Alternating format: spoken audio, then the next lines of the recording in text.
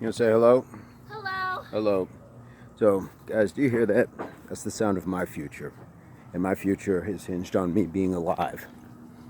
So, when we're talking about supporting protest, supporting anything that it takes outside of the detriment and violence to other people, but let's not forget this is all starting with violence inflicted upon people. So, if it means, just a minute, if it means that we support extreme measures against murderers, then we take them, and with no hesitations. What does it take? What's it going to take? Do I have to be able to explain before I die that I'm a father, I work full time, I own my own home, don't have a record, never done drugs, and is that going to be enough? Or after being murdered, will somebody dig up that I was expelled from school in high school or something like that? What's it going to take? What's it going to take? And I don't, let's be very clear, look at me when I say this. Anybody who disagrees, do not unfriend me. I have to keep my enemies closer. I need you to stay in my feed and show me exactly what's on the war report. Exactly what's on the war report, because what's in your minds and what goes through your little fingers onto that screen is exactly what I need to know. It's what we all need to know. Do you hear that? That's my child playing.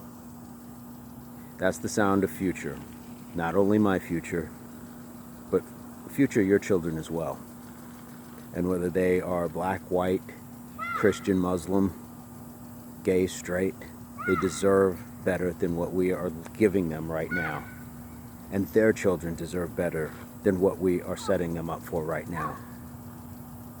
We just had a time pass, the 100-year mark, if I'm not mistaken, that where women were given the right to vote. I could be way off on this, but unfortunately the win wasn't for everybody, because it was only extended to certain women, and other groups that should have been allowed to vote were denied that for some time on. Use your right to vote wisely. Use your right to vote responsibly, and take what is given to you in the form of a right by way of somebody else's oppression and death, and use it sensibly. If you call yourself a patriot, if you call yourself a responsible citizen, any of those things, it's not just gun ownership, it's not just waiting to shoot somebody, and it's not certainly supporting people who would murder, or in this case attempted murder, on just another citizen. I fully support what's going on with the NBA, the NFL, some of these college teams. Couldn't be more proud, and I hope this continues on. I hope that we make an example by way of putting money second to lives, and actually making money the reason why change happens. Because let's not forget, Arizona didn't have a MLK Day for quite some time, and until the NFL said no Super Bowl for you until there's an MLK Day, did we get one. There were groups, super groups like Public Enemy at the time, that said we are not coming to Arizona and we'll perform until there's an MLK Day. That didn't matter because there wasn't enough money. It has to be large revenue. So when we're talking ratings, revenue, when we're talking about our major superstars sitting out, I hope that entertainers start to follow. I hope politicians start to follow. I hope just groups in general start to follow. We have to expose the evil. We have to expose those who not only perpetrate wickedness, but support wickedness. We have to root them out of our society.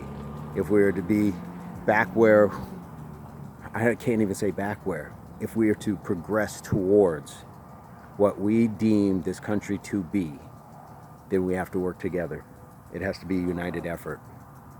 No more separation between classes, demographics, genders. If you are for everything that's good about being a human, not just being a citizen of the United States, about being a human, then you jump on board. You don't watch somebody be shot 7 times in the back. You don't watch or have potential friends who could go through that same thing and fix your face to somehow be somehow in support. You can't be halfway in. You can't be halfway in.